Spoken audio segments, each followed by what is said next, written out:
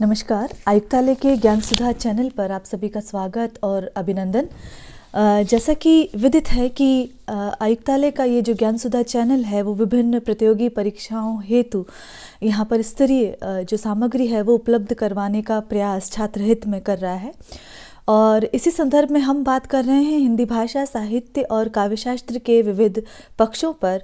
और ये मुख्यतः जिस परीक्षा पर केंद्रित यहाँ पर किया जा रहा है वो कॉलेज लेक्चरशिप परीक्षा, जिसे असिस्टेंट प्रोफेसर हिंदी की परीक्षा या जो राष्ट्रीय पात्रता परीक्षा है उन परीक्षाओं के लिए, और फर्स्ट ग्रेड हिंदी से संबंधित विषय वस्तु तैयार करने का प्रयास है।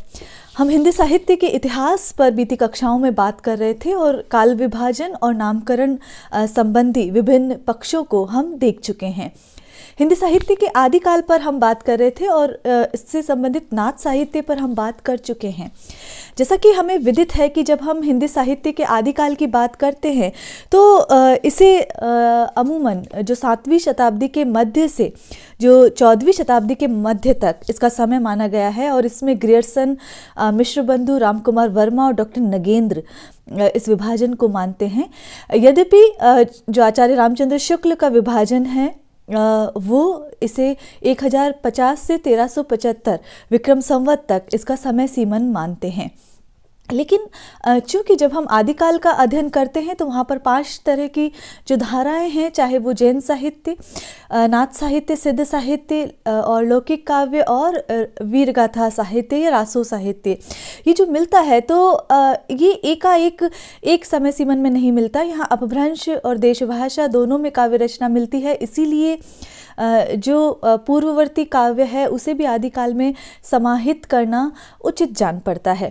तो इन्हीं सारी बातों को ध्यान में रखते हुए हम आज न केवल आदिकाल की जो परिस्थितियां रही हैं हम उनका तथ्यात्मक अध्ययन करने की चेष्टा करेंगे। विश्लेषणात्मक अध्ययन यहाँ पर नहीं किया जाएगा, तथ्यों पर बात की जाएगी और उन तथ्यों को समावेश करने का प्रयास यहाँ पर किया गया है जो कि बीती परीक्षाओं में पूछे गए हैं और साथ ही जो परीक्षा प्रयोगी हैं। तो जब हम जैन साहित्य की भी आज हम बात करेंगे और इस आदिकाल की जो परिस्थितियां हैं उन पर हम बात करेंगे।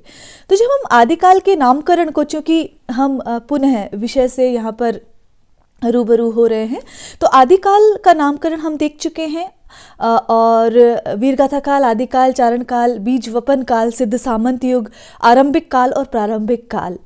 प्रश्न ये पूछे जाते हैं कि अमुक जो नाम है आदिकाल का वो किस आलोचक ने, किस इतिहासकार ने दिया है, तो ये विशेष ध्यान रखें। सुमेलित कीजिए प्रश्न बन सकता है या साधारण जो प्रश्न है सीधा प्रश्न भी पूछा जा सकता है।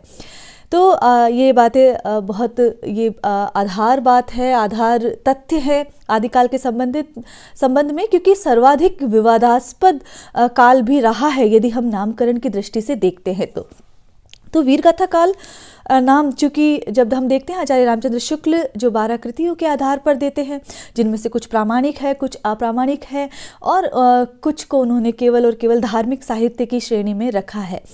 आदिकाल नाम हजारी प्रसाद द्विवेदी देते हैं और आदि यहाँ पर विभिन्न प्रवृत्तियों के प्रारंभ का सूचक शब्द है। चारण काल डॉक्टर रामकुमार वर्मा देते हैं, जिसे एक तरह से जो गौरव साहित्य लिखा गया।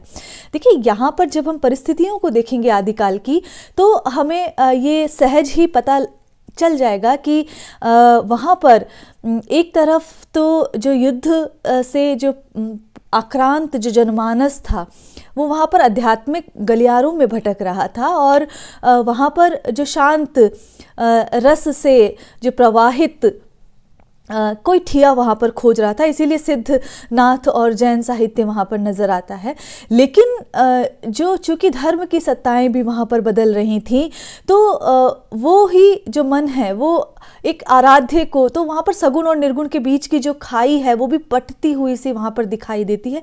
ये सारी बातें हैं। बीज वपन काल नाम देते हैं महावीर प्रसाद द्विवेदी, चूँकि विभिन्न जो प्रवृत्तियाँ हैं वो बीज रूप में इस समय एक तरह से बोई गई और उदित हो रही थी, इसलिए इसे नाम दिया गया है। सिद्ध सामंत युग राहुल सांकृत्यायन नाम देते हैं। राहुल सांकृत्यायन ने 84 सिद्धों पर महत्वपूर्ण शोध कार्य किया है और उन पर उनकी पुस्तक भी है। आरंभिक काल मिश्रबंधु नाम देते हैं और प्रारंभिक काल डॉक्टर गणपति चंद्र गुप्त, ये उसे नाम देते हैं। ये सिर्फ एक दोहराव के लिए हमने शामिल किया था और चूंकि सर्वाधिक प्रश्न उन बिंदुओं पर पूछे जाते हैं।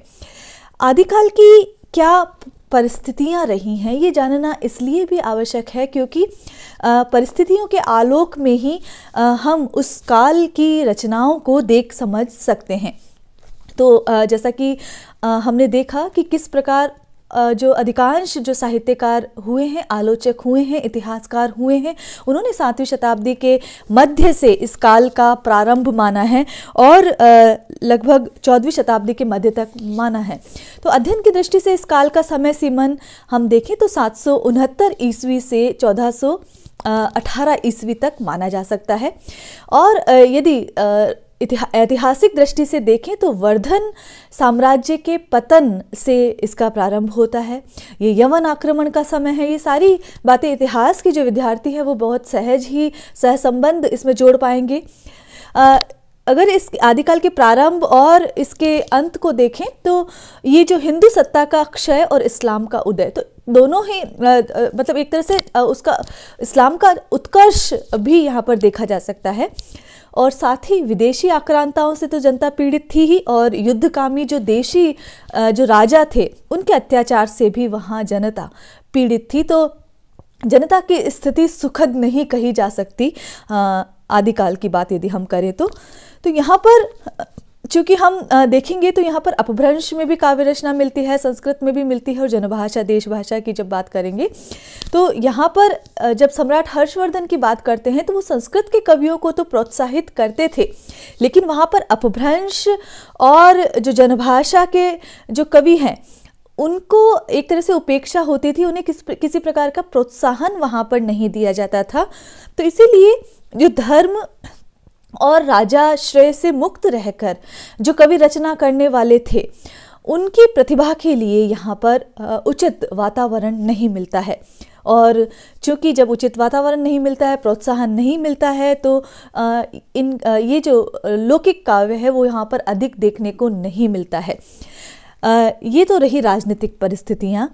यदि हम धार्मिक परिस्थितियों की बात करें तो भक्ति द्राविड़ी उपजी, तो यहाँ पर जो भक्ति के उदय का जो काल है, ये भक्ति के उदय के जो चिन्ह हैं, सूचक चिन्ह हैं वो दिखाई देने लगते हैं। और जो आलमबार और नायंबार संत जो हैं वो दक्षिण भारत से उत्तर भारत की ओर एक धार्मिक आंदोलन लेकर आते हैं। यहाँ पर इस समय यदि हम देखें तो जो जैन मत और शैव मत, वैष्णव मत उतना अधिक वहाँ पर प्रचारित नहीं था, लेकिन जो शैव मत और जैन मत अधिक प्रचार पा रहा था। शैव जो शिव के उपासक हैं वो शैव कहे जाते हैं, जो विष्णु के उपासक हैं वो वैष्णव कहे जाते हैं, जो शक्ति के उपासक हैं वो शाक्त कहे जाते हैं। ये एक सामान्य हिंदी के प्रश्न बनते हैं, इसलिए हमें साथ साथ वो भी देखना ज़रूरी है। तो यदि हम सामाजिक परिस्थिति देखें तो जनता जो थी वो अशिक्षित थी, क्योंकि शिक्षा का अधिकार चंद एक विशेष वर्ग के पास वहाँ पर था। तो अशिक्षित जनता थी तो वहाँ पर वो धर्म और आडंबर में वो फंसी रही। और जो धर्म की उंगली पकड़कर चलाने वाले जो मठाधीश थे वो उतने ईमानदार नहीं थे, इसलिए वहाँ पर जो जनता है वो भटक रही थी। बौद्ध सन्यासी जो हैं, चूँकि वहाँ पर जब हम देखते हैं तो वो भी योगिक चमत्कारों का वहाँ प्रभाव दिखा रहे थे। वामाचार की प्रधानता थी। वैदिक और पौराणिक मतों के समर्थक जो हैं वो खंडन मंडन की प्रवृत्ति में उलझे थे। और अगर जैन धर्म की बात करें तो वो पौराणिक आख्यानों की नवीन व्याख्या ज़रूर कर रहा था, लेकिन वहाँ पर वो वैष्णव जो अवतार हैं वो नए रूप में चरित काव्यों के रूप में अपने जो महत्वपूर्ण अवतार हुए उनकी नई कहानियाँ वहाँ गढ़ रहा था। तो जो वैष्णव की धार्मिक कथाएं थी वैष्णवों की, वो जैन कथाएं भर बनकर रह रही थी। इसीलिए हम वहाँ पर बहुत प्रकार के रामायण जो रामचरित काव्य देखते हैं, कृष्णचरित काव्य देखते हैं, सारी देखते हैं। तो इस प्रकार एक तरह से नास्तिकता और आस्तिकता के बीच की जो खाई है वो वहाँ पर समाप्त हो गई थी। और यदि देखा जाए तो कोई एक विशेष धारा वहाँ पर नहीं दिखाई देती है, और इस प्रकार आदिकाल की जो धार्मिक परिस्थितियाँ थी वो अत्यंत ही असंतुलित, अस्थिर वहाँ पर दिखाई देती है। सामाजिक स्थिति को यदि हम देखेंगे तो जब अस्थिर मनस्थिति रहती है, बहुत अधिक युद्ध वहाँ पर होते हैं, तो जो समाज जो है वो बंद सामाजिक व्यवस्था की ओर चला जाता है, और जो जाति पाति के बंधन हैं वो वहाँ पर बहुत अधिक कड़े दिखाई देते हैं। सामान्य जनमानस की यदि बात करें तो वहाँ शिक्षा की कोई व्यवस्था उन्हें नहीं दिखाई देती है, और स्त्री केवल और केवल वहाँ पर भोग का साधन बनकर रह जाती है। स्त्री को किसी भी प्रकार के ना तो शिक्षा का अधिकार वहाँ पर प्राप्त होता है, ना ही अपने हक के लिए वो कोई बात कर सकती है। और इस प्रकार हम देखते हैं कि सांप्रदायिक जो तनाव है और अंधविश्वास इस काल में बहुत अधिक बढ़ रहे थे। यदि सांस्कृतिक परिस्थिति की बात करें तो आदिकाल का जो प्रारंभ है भारतीय संस्कृति के चरम शिखर को दिखाता है। भारतीय संस्कृति की बात कर रहे हैं हम, और उत्तरार्ध जो इस्लाम का जो आगमन हो चुका होता है उसके स्वर्ण शिखर को दिखाता है। तो दोनों संस्कृतियों के उच्च का समय था। हम राजनीतिक परिस्थिति की बात नहीं कर रहे हम, और दूसरी परिस्थिति को नहीं, लेकिन जो सांस्कृतिक परिस्थिति की बात करें तो जो हर्षवर्धन का समय है वहाँ पर जैसा कि संस्कृत साहित्य जो है उसका वर्चस्व था, इसीलिए हमने कहा कि भारतीय संस्कृति का चरम शिखर वहाँ पर दिखाई देता है। और उत्तरार्ध में जो इस्लाम का स्वर्ण शिखर है, चाहे वो स्थापत्य में हम बात कर लें, साहित्य या अन्य ललित कलाओं की बात कर लें, तो वहाँ इस्लाम का स्वर्ण शिखर वहाँ पर दिखाई देता है। तो इस कालखंड में यदि हम देखें तो विभिन्न ललित कलाओं, चाहे संगीत, चित्र, मूर्ति या स्थापत्य कला की बात करें, तो वहाँ पर जातीय गौरव की जो भावना है वो वहाँ पर निरंतर अभिव्यक्त हो रही थी। तो ये आदिकाल की परिस्थितियाँ हैं। यदि हम साहित्यिक वातावरण को देखें तो यहाँ पर जैसा कि हमने बात पहले भी की कि हर्षवर्धन के समय यहाँ पर संस्कृत साहित्य को प्रश्रय मिल रहा था, तो साथ ही वहाँ पर अपभ्रंश साहित्य रचा जा रहा था, प्राकृत में कुछ रचनाएं मिलती हैं। तो इस प्रकार संस्कृत साहित्य, प्राकृत और अपभ्रंश साहित्य और हिंदी की कुछ भाषा में लिखने वाला साहित्य, 3 प्रकार का साहित्य समूचे आदिकाल में मिलता है। संस्कृत साहित्य, प्राकृत और अपभ्रंश साहित्य और हिंदी में लिखा जाने वाला साहित्य। यदि हम चूँकि संस्कृत काव्य शास्त्र हिंदी से जुड़ा हुआ है, तो वहाँ पर यदि हम देखते हैं तो आनंदवर्धन, अभिनवगुप्त, कुंतक, क्षेमेंद्र जो औचित्य संप्रदाय लेकर आते हैं, मम्मट, राजशेखर, विश्वनाथ जिन्होंने रस की व्याख्या की है, भवभूति, श्रीहर्ष और जयदेव इसी युग की देन है और इसी समय वो रचनाएं करते हैं। इस काल में जैसा कि हमने बार बार कहा है, संस्कृत प्रधानतः राज प्रवृत्ति को सूचित करती थी। अपभ्रंश धर्म की भाषा बन गई थी। जो जैन काव्य है वो अपभ्रंश में लिखा गया है, और हिंदी जनता की मानसिक स्थितियों एवं भावनाओं का प्रतिनिधित्व कर रही थी। ये कोटेशन पूछा गया है, ये उद्धरण पूछा गया है कि किस कालखंड के लिए सटीक है। तो ये प्रश्न बनता है कि इस काल में, तो आदिकाल में संस्कृत जो है राज प्रवृत्ति को सूचित करती थी, अपभ्रंश धर्म की भाषा थी, और हिंदी जनता की मानसिक स्थितियों और भावनाओं का प्रतिनिधित्व वहाँ पर करती हुई दिखाई देती है। हिंदी की बात करें तो हिंदी इस काल की ऐसी भाषा थी जिसमें जो तत्कालीन जो समसामयिक परिस्थितियाँ थी वो प्रत्यक्ष और अप्रत्यक्ष रूप में वहाँ पर अभिव्यक्त हो रही थी। तो इस प्रकार 3 प्रकार का काव्य, संस्कृत, अपभ्रंश और प्राकृत तथा हिंदी में वहाँ पर जो काव्य है वो मिल रहा था। आज हम बात कर रहे हैं जैन साहित्य की। तो जैन साहित्य जिसे रास काव्य भी कहा जाता है, क्योंकि एक रासक छंद में अधिक रचनाएं यहाँ पर मिलती है। तो यदि इसमें हम देखें तो 8वीं से जो 13वीं शताब्दी का जो समय है वो जैन साहित्य का मिलता है, और ये जैन साहित्य मूलतः राजस्थान, गुजरात और काठियावाड़ और कुछ दक्षिण वहाँ तक ये रचनाएं मिलती हैं। जैन साहित्य में धर्म की कथाएं, धार्मिक साहित्य, आचार साहित्य और दार्शनिक मंतव्य पर जो आधारित जो साहित्य है वो इस वर्ग में समावेशित किया गया है। ये रचनाएं आचार, रास, फागु और चरित इन शैलियों में मिलती है। शैलियाँ यहाँ पर ध्यान आप नोट कर लें कि जो जैन साहित्य है वो आचार, रास, फागु और चरित, इन 4 श्रेणियों में मिलता है, 4 शैलियों में मिलता है। और इनके अतिरिक्त यदि हम बात करें तो व्याकरण, श्रृंगार, नीति, इन सभी विषयों पर भी जो जैन साहित्य में जो फुटकर पद्य रचनाएं वहाँ पर मिलती हैं। यदि हम जैन रचनाओं की बात करेंगे तो चूँकि हम जैन धर्म जानते हैं कि वहाँ अहिंसा, त्याग और करुणा जैसे जीवन मूल्यों को प्रधानता दी गई है और इसीलिए हिंदू धर्म के समीप बैठता है। ये जैन धर्म जो है वो अंधविश्वास और कर्मकांडों की जटिलता को दूर करता है। इसकी भाषा आदिकालीन हिंदी है, अपभ्रंश भाषा है। रस चूँकि अध्यात्म से संबंधित है तो शांत रस है वहाँ पर, और दोहा, कवित्व और रास छंद में ये रचनाएं लिखी गई हैं। अपभ्रंश का प्रिय छंद है दोहा या दूहा छंद, ये प्रश्न पूछा गया है। तो आपको मूलतः ये ध्यान रखना है कि आचार, रास, फागु और चरित शैलियों में ये लिखी गई हैं। इसकी भाषा आदिकालीन हिंदी, अपभ्रंश है, रस शांत है और दोहा, कवित्व और रास छंद में जैन साहित्य लिखा गया है। अब जैन मत या जैन धर्म की जो बात की जाए तो वहाँ पर हम देखते हैं कि ये जो रचनाएं हैं ये 2 प्रकार की हैं। और जब दोहों में इन्होंने लिखा है तो उन्होंने सिद्धों और नाथों की तरह ही धर्म सम्मत व्यवहार, अंतसाधना, उपदेश, नीति और कर्मकांड आदि वहाँ पर उनका बात की है। और साथ ही जो कर्मकांड और वर्ण व्यवस्था है उनका खंडन भी वहाँ पर किया है। तो आचरण, उपदेश, इनका तो मंडन किया है, इनकी शोभा वहाँ पर बताई है, इनके गुणधर्म वहाँ पर बताए हैं, और साथ ही कर्मकांड और वर्ण व्यवस्था का वे खंडन करते हैं।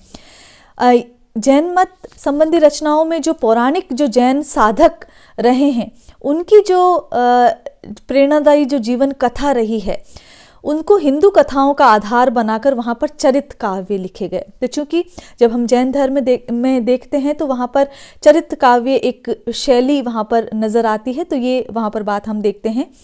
स्वयंभू, पुष्यदंत या पुष्पदंत, धनपाल, जिंदत सूरी, हेमचंद, सोमप्रभ सूरी और जैनाचार्य मेरुतुंग प्रतिनिधित्व जैन कवि हैं। और यदि हम जैन रचनाओं को देखें तो ये रचनाएं नृत्य प्रधान जो रास काव्य परंपरा है उसका प्रतिनिधित्व करती हैं। रास जो है उनको जो जैन साधु है उन्होंने एक प्रभावशाली रचना शैली का रूप दिया है। और जो जैन तीर्थंकरों के जो जीवन चरित हुए हैं, जैन तीर्थंकर की हम बात कर रहे हैं, और वैष्णव अवतारों की जो कथा है वो जैन आदर्शों के आवरण में रास नाम से पद्यबद्ध की गई है, पद्य में रचनाएं लिखी गई हैं। और जैन साधुओं ने रास को एक लोकप्रिय और प्रभावशाली शैली बना दिया। और रास के लिए कहा जाता है कि जो जैन साधु हैं वो रात्रि में ताल देकर एक नृत्य किया करते थे जिसमें रास का गायन वो किया करते थे और उसे रास का नाम वहाँ पर दिया गया। तो ये एक तथ्य है। रास काव्य परंपरा प्रसिद्ध रही है और इसके संदर्भ में कुछ तथ्य हैं जो जिस पे प्रश्न पूछे गए हैं कि प्राचीनतम जो ग्रंथ हैं जैन साहित्य में जो रास काव्य परंपरा में वो रिपुदारणदास है और वो संस्कृत में लिखा गया है। अपभ्रंश में जो प्रथम ग्रंथ लिखा गया है वो उपदेश रसायन दास है। हिंदी में प्रथम जो ग्रंथ है वो भरतेश्वर बाहुबली रास है। और प्रथम धर्मेतर रास, धर्म से इतर, धर्म से दूसरी विषय वस्तु पर जो लिखा गया है वो संदेश राशक है। और हिंदी का प्रथम ऐतिहासिक रास जो है वो पंच पांडव रचित रास है जिसे शालिभद्र सूरी द्वितीय ने लिखा है। 1350 ईस्वी उसका समय है। तो ये परंपराएं रही। अब जो प्रमुख रचनाकार हैं और प्रमुख रचनाएं हैं जैन धर्म से संबंधित उन पर हम बात करेंगे, प्रमुख जैन रचनाओं और रचनाकारों पर बात करेंगे। तो इससे पहले लेकिन ये बात जानना ज़रूरी है कि जो जैन साहित्य की यदि प्रथम रचना की बात करें तो वो देवसेन कृत श्रवकाचार मानी गई है और वो 990 संवत में लिखी गई रचना है और इसमें 250 दोहों में श्रावक धर्म का अध्ययन किया गया है। हम ये बाद में देखेंगे। यदि प्रमुख जैन कवियों की बात की जाए तो स्वयंभू वहाँ पर पौम चरियु, रिठणेमी चरियु और स्वयंभू छांदस जैसी रचनाएं वो लिखते हैं। और दूसरे जो कवि हैं वो पुष्पदंत या पुष्यदंत हैं, 10वीं शताब्दी में आते हैं। अपभ्रंश भाषा के व्यास इन्हें कहा जाता है और ये महापुराण, जसहर चरियू और नय कुमार चरियू जैसी रचनाएं लिखते हैं। देखिए, जब आप रचनाकारों को पढ़ रहे हैं तो उनकी रचनाओं को आपको ध्यान रखना ज़रूरी है, क्योंकि प्रश्न पूछे जाते हैं सुमेलित कीजिए के हिसाब से, और प्रश्न ये भी पूछे जाते हैं कि कौन कालक्रम में पहले आए हैं, तो वो आपको ध्यान रखना ज़रूरी है। जैसा कि हमने कहा, पुष्यदंत और पुष्पदंत दोनों एक ही कवि हैं। कुछ पुस्तकों में पुष्पदंत उल्लेख है और कुछ में पुष्यदंत उल्लेख है।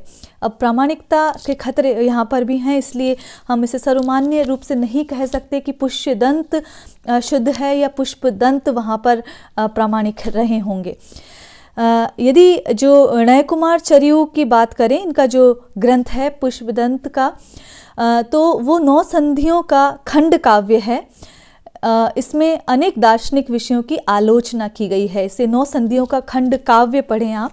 जसहर चरियू जो है वो 4 संधियों का खंड काव्य है, जिसमें नगर और ग्रामीण जीवन की रमणीय झांकी वहाँ पर प्रस्तुत की गई है। इसी तरह महापुराण जो है उसमें 63 महापुरुषों का जीवन चरित वर्णित है और ये 102 संधियों में लिखा गया है। एक तरह से महाकाव्य है, महत्वपूर्ण रचना है इस समय की, और रामायण और महाभारत की जो कथा है उसको एक साथ निबद्ध करने का प्रयास इसमें किया गया है, तो इस दृष्टि से महत्वपूर्ण है। पुष्पदत्त की सर्वाधिक चर्चित और महत्वपूर्ण कृति है महापुराण। इसी क्रम में धनपाल की हम बात करें तो 10वीं शताब्दी के कवि हैं और भविष्यत का। इसी क्रम में यदि हम बात करें तो श्रावकाचार एक महत्वपूर्ण रचना आती है, जो कि देवसेन, जिनका समय 933 ईस्वी के आसपास है, वो रचना महत्वपूर्ण है। और हमने जैसा कि पहले भी कहा कि जो जैन साहित्य की जो सर्वप्रथम रचना है वही जो है श्रावकाचार है, जिसमें कि 250 दोहे हैं और जिसमें इस ग्रंथ का प्रणयन यदि हम देखें तो 933 ईस्वी में किया गया है और श्रावक धर्म का प्रतिपादन किया है, और साथ ही जो गृहस्थों का क्या कर्तव्य होता है उसके निर्वहन पर भी इसमें विस्तार पूर्वक चिंतन यहाँ पर किया गया है। इसका यदि हम एक उदाहरण देखें तो जो जिण सासन भाषियऊ सो मई कहियऊ सारू, जो पालई सहभाव करी जो सरी पावस पारू। तो यहाँ पर ये देखें तो इसमें जो आचार संबंधी जो बात है वो वहाँ पर की गई है, आचार व्यवहार की बात। और अपभ्रंश में यदि हम देखें तो देवसेन ने दब्ब सहाव पयास एक काव्य लिखा है, और इनका जो नय चक्र भी एक प्रसिद्ध ग्रंथ है, और साथ ही बृहद नय चक्र, जिसमें जो मूलतः है दोहाबंद मतलब अपभ्रंश में लिखा गया था, लेकिन बाद में जो शुभंकर के कहने पर से माइल्य धवल ने इसे गाथाबंद अर्थात प्राकृत में भी जो वहाँ पर लिख दिया कर दिया। देवसेन के यदि अन्य ग्रंथों को हम देखें तो आराधना सार, तत्वसार, भाव संग्रह और सावय धम्म दोहा, ये इनके अन्य ग्रंथ हैं। इसी क्रम में हम शालिभद्र सूरी जिनकी रचनाओं का हमने पहले भी की, भरतेश्वर बाहुबली रास इनकी महत्वपूर्ण रचना है और 1184 ईस्वी में इसकी रचना की है। देखिए, प्रश्न जो बनते हैं, देवसेन का श्रावकाचार कब हुआ, तो 933 ईस्वी आपको ध्यान रखना है।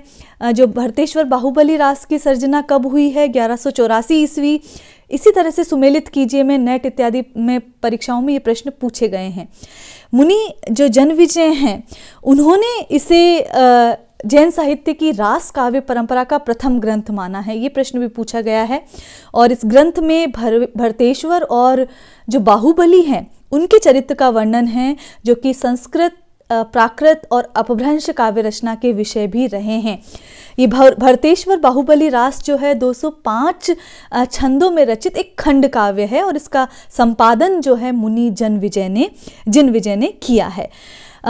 डॉक्टर गणपति चंद्र गुप्त की यदि बात करें, जो कि हिंदी साहित्य का वैज्ञानिक इतिहास लिखते हैं, उन्होंने इस ग्रंथ से हिंदी साहित्य का प्रारंभ माना है।